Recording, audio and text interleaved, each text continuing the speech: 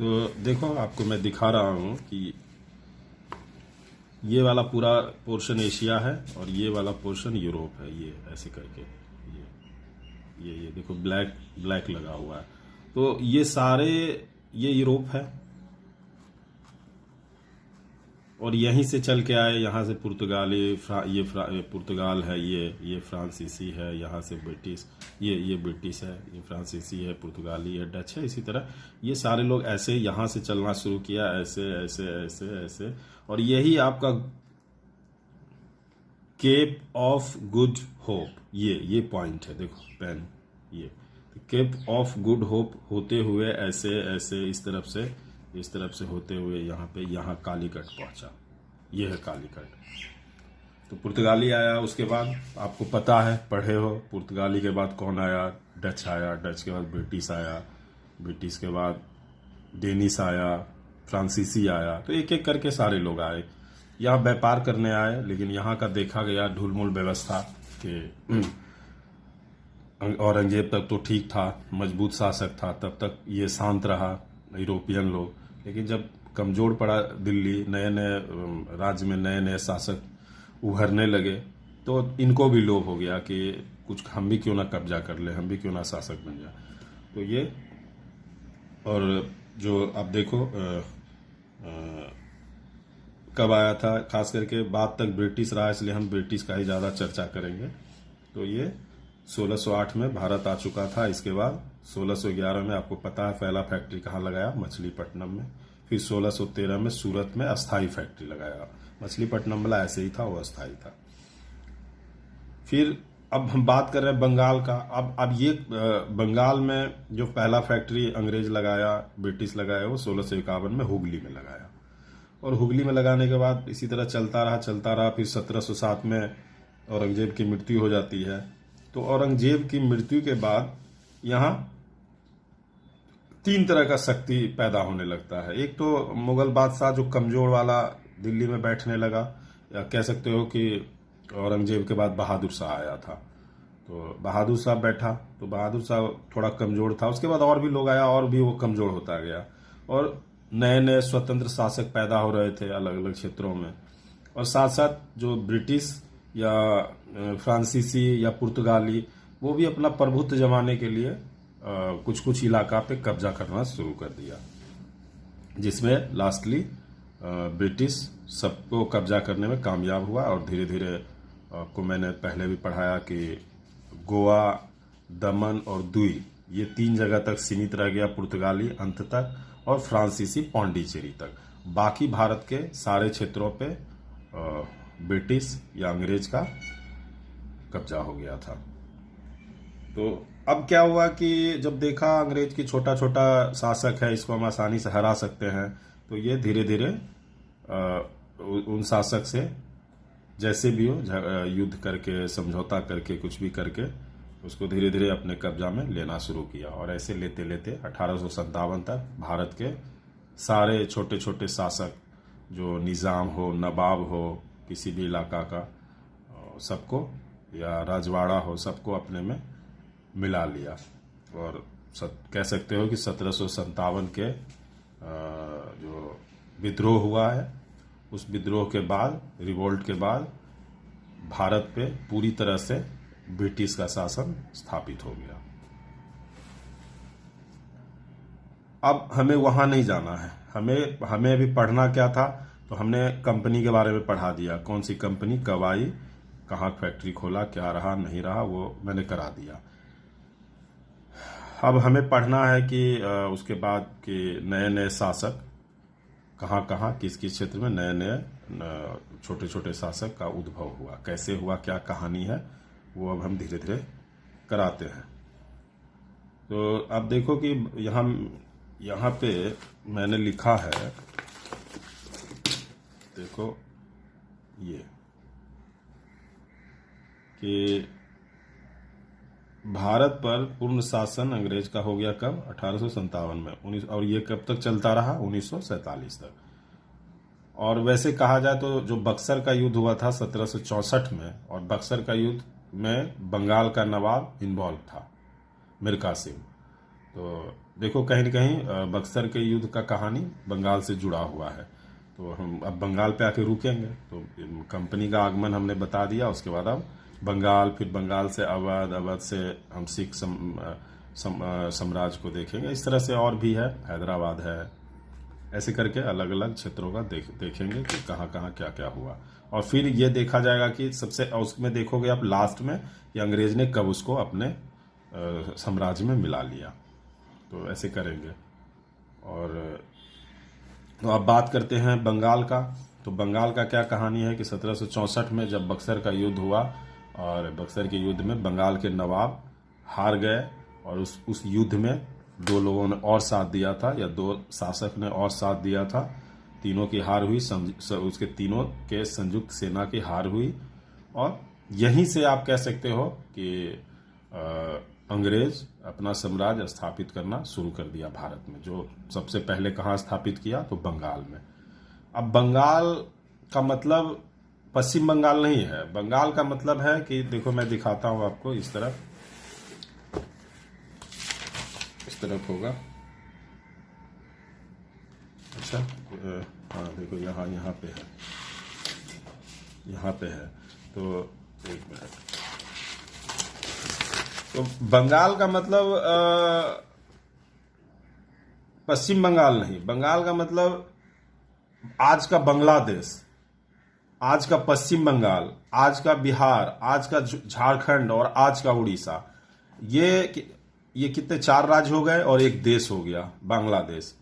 ये पांचों मिला के बंगाल कहलाता था। और ये बिहार आप देख रहे हो बक्सर तक, तो बक्सर से लेके पूरा बांग्लादेश, ढाका, ये सारा इलाका बंगाल कहलाता था। इतना बड़ा इलाका था ये।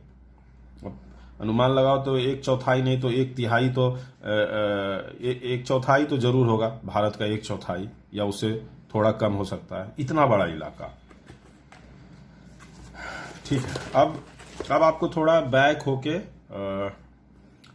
दिखा देते हैं कि 1526 से कहानी आपको दिखाते हैं कि 1526 से इस भारत में क्या हुआ। उससे पहले भी बहुत कहानी है मुगल, दिल्ली सल्तनत पर। हम मुगल से शुरू करते हैं क्योंकि मुगल का 1857 तक इस देश में कब्जा रहता है और पैरेलली चलता है, इधर से ब्रिटिश, उधर से मुगल बादशाह। तो मुगल के बारे में थोड़ा जानना जरूरी है।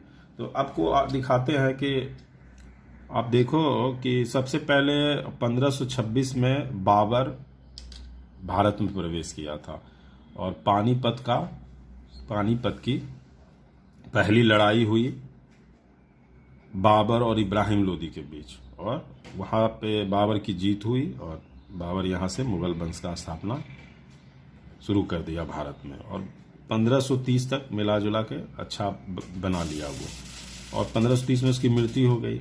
उसके बाद बाबर, देखो सबका हमने पुत्र लिखा है नीचे, तो एक दूसरे का पुत्र है ये। बाबर के बाद उसका पुत्र आया हुमायूं।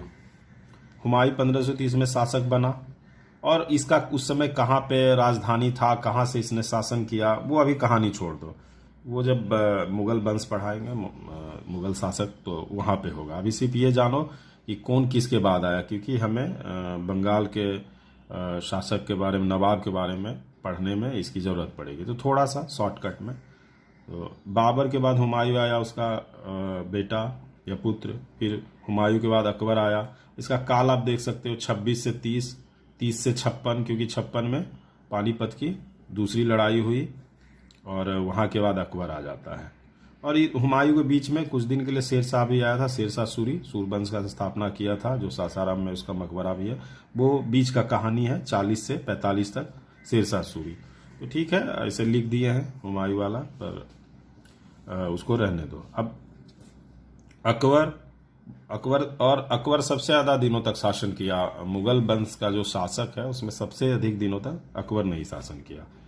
फिर जहांगीर, अकबर का बेटा जहांगीर, 1605 से 1627। तो अब पीरियड देख लेना, 56 से 1605 इसका बड़ा पीरियड है। फिर 1605 से 1627, फिर 1627 से शाहजहां 1658, फिर लास्ट औरंगजेब 58 से 1707। तो 1707 में औरंगजेब के बाद ऐसा नहीं कि मुगल शासक नहीं होता है, तो यहां से कमजोर पड़ जाता है। और एक्चुअल में अब आधुनिक हमने लिखा है लिस्ट में, उस तरफ आप देखना कि 1707 से आधुनिक भारत का इतिहास शुरू होता है, पर हमने आपको कहाँ से पढ़ाना शुरू किया? ब्रिटिश से, और बंगाल पे आ गया।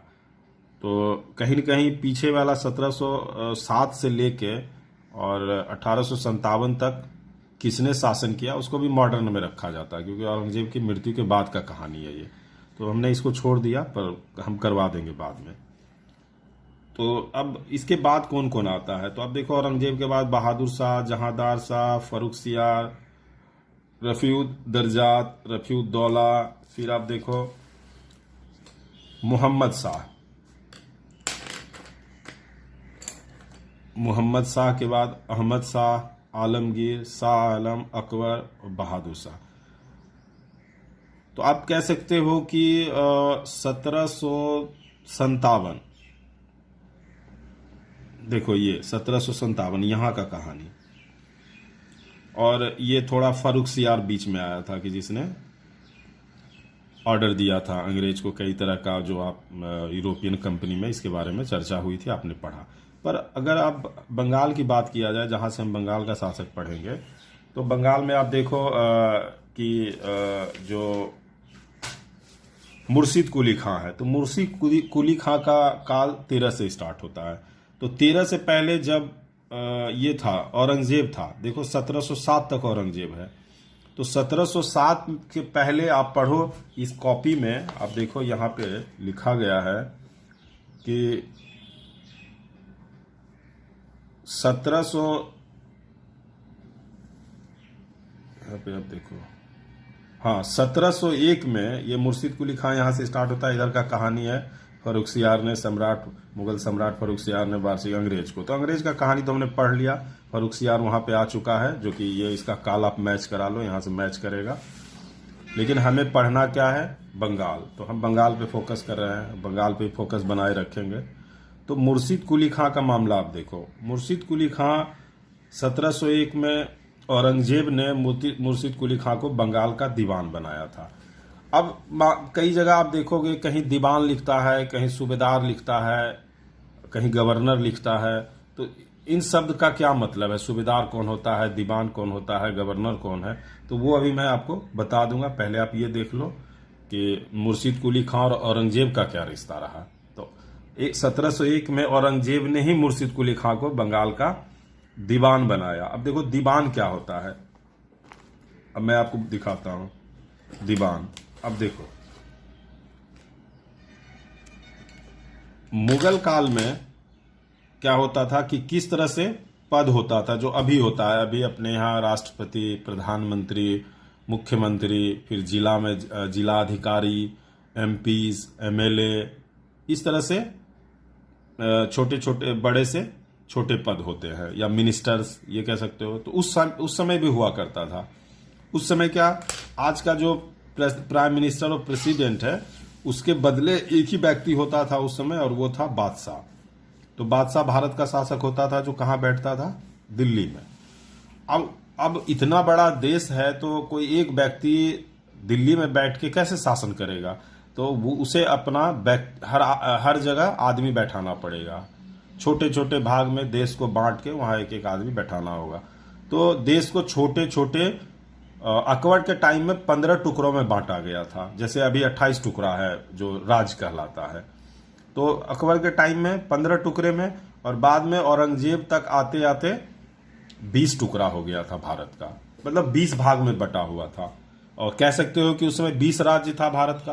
भारत में 20 राज्य था, जिसमें कि बर्मा भी शामिल था। हाँ, वो बांग्लादेश वाला पोर्शन जो है उसमें बर्मा भी शामिल है। तो कह सकते हो कि बंगाल बर्मा तक था।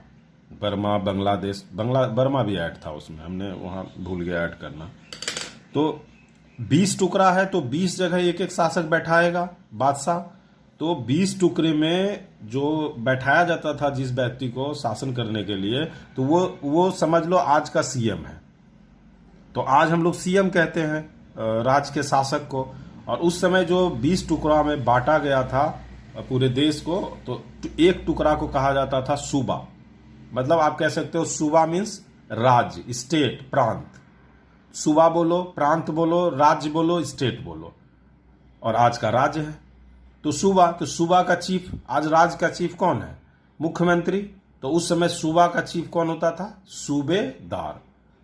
तो सूबेदार शब्द जब भी आए तो आप समझ जाना कि किसी एक राज्य का मालिक था वो, मतलब एक राज्य का वो चीफ मिनिस्टर था। तो चीफ मिनिस्टर कोई साधारण आदमी तो बनेगा नहीं, जो राजा का बहुत करीबी है, राजा का बेटा हो, राजा का भतीजा हो, राजा का भाई हो, वही लोग ज्यादातर बनता था, या जो राजघराने का लोग हैं, बाहरी को तो बनाया नहीं जाता था। लेकिन जब घर में बगावत हो जाता है या लोगों की कमी पड़ जाती है तो बाहरी लोगों को भी बनाना पड़ता है। तो कह सकते हो कि बंगाल में मुर्शिद कुली खां को इस तरीके से बनाया गया। अब मुर्शिद कुली खां को बनाया गया, औरंगजेब ने बनाया भरोसा करके कि ठीक है इसको बना दिया जाए। पर औरंगजेब के मरने के बाद जब कमजोर शासक बैठा दिल्ली में, तो यही लोग अपने को स्वतंत्र घोषित कर दिया कि नहीं, मैं खुद में एक बादशाह हूं, मैं खुद का शासक हूं। और फिर अपने तरीके से पीढ़ी दर पीढ़ी चलने लगा। और बादशाह भी कुछ नहीं कह रहा है, कमजोर पड़ा, बादशाह को लगान दे दिया गया, ठीक है। तो इसी का फायदा बीच में ब्रिटिश उठाना चाह रहा था और उठाना शुरू भी कर दिया। तो कह सकते हो कि 3 तरह की शक्तियां इस देश में 1707 के बाद उभरना शुरू हुआ। तो अब देख लो, पहले बादशाह सबसे बड़ा पोस्ट होता था उस समय, बादशाह। दूसरा आपको पता है, दूसरा क्या बोलते हैं? राज्य। राज्य मतलब सूबा, और सूबा का चीफ कौन हो गया? सूबेदार। तो राज्य का देखो लिखा है मैंने प्रांत, प्रांत का सर्वोच्च पदाधिकारी, या उसको सूबा, प्रांत को बोलते हैं सूबा, या प्रोविंस बोलो या राज्य बोलो। और उसी राज्य में एक होता था दीवान, जो इससे जूनियर होता था और लेकिन राज्य का ही होता था वो। उसका काम था वित्त देखना, जो आज का राज्य का वित्त मंत्री होता है वही दीवान होता था। सूबेदार सबसे बड़ा सीएम हो गया, चीफ मिनिस्टर, उससे नीचे हो गया दीवान, दीवान से नीचे होता था बख्शी, बख्शी का काम क्या था? सेना का देखभाल। तो पहला हो गया शासक, दूसरा हो गया वित्त मंत्री दीवान, तीसरा हो गया मतलब लेने देने वाला। दीवान मीन्स क्या? देना लेना, तो लेने देने का मतलब हो गया पैसा, वित्त, तो दीवान। अब आ जाइए बख्शी, तो बख्शी सेना का अधिकारी को बख्शी कहते थे। फिर आया कोतवाल, तो कोतवाल क्या करता था? वहां का प्रशासन देखता था, वहां की राज्य में कौन सी घटनाएं हो रही है। और आज कोतवाल थानेदार को कहा जाता है। तो थानेदार तो बहुत छोटा पोस्ट है, पर उस समय का कोतवाल बहुत बड़ा पोस्ट हुआ करता था, पूरे राज्य के शासन व्यवस्था को देखता था। मतलब आप कह सकते हो कि ये आज का डीजीपी है, आज जो डीजीपी है उस समय का कोतवाल। और फिर काजी, काजी क्या है? काजी सूबे प्रांत का न्यायाधिकारी। आज का जो जैसे पटना हाईकोर्ट का चीफ जस्टिस है, वैसे उस समय का काजी होता था, न्याय देने वाला, न्यायाधीश। तो काजी, तो कह सकते हो बादशाह, सूबेदार, दीवान, बख्शी, बख्शी के बाद कोतवाल है, काजी है। और फिर फौजदार, एक फौजदार भी पद था। और फौजदार जो पद था वो जिला में होता था, राज्य में नहीं होता था, वो छोटा पद। आप कह सकते हो कि जिला अधिकारी, जिला का मालिक, तो जिला का सैनिक अधिकारी, आज का एसपी जो है वो कह सकते हो। और यही सारा काम देखता था, सारे डीएम एसपी समझो एक ही लोग था, पूरा काम को ये देखता था। उसके बाद एक नायाब सूबेदार होता था। सूबेदार जो चीफ मिनिस्टर होता था वो अपने अंडर भी छोटा छोटा नायाब सूबेदार को रखता था अपने मदद के लिए। तो ठीक है, ये सूबेदार था। तो भारत को कैसे कैसे बांटा गया था? सबसे बड़ा था प्रांत, भारत पूरा देश हो गया भारत, उससे छोटा राज्य, राज्य मतलब सूबा, प्रांत, प्रांत से छोटा क्या होता है आज भी? राज्य से छोटा क्या होता है? या तो कमिश्नरी बोलते हैं या तो जिला बोलते हैं। तो उस समय जिला होता था और जिला को सरकार बोला जाता था।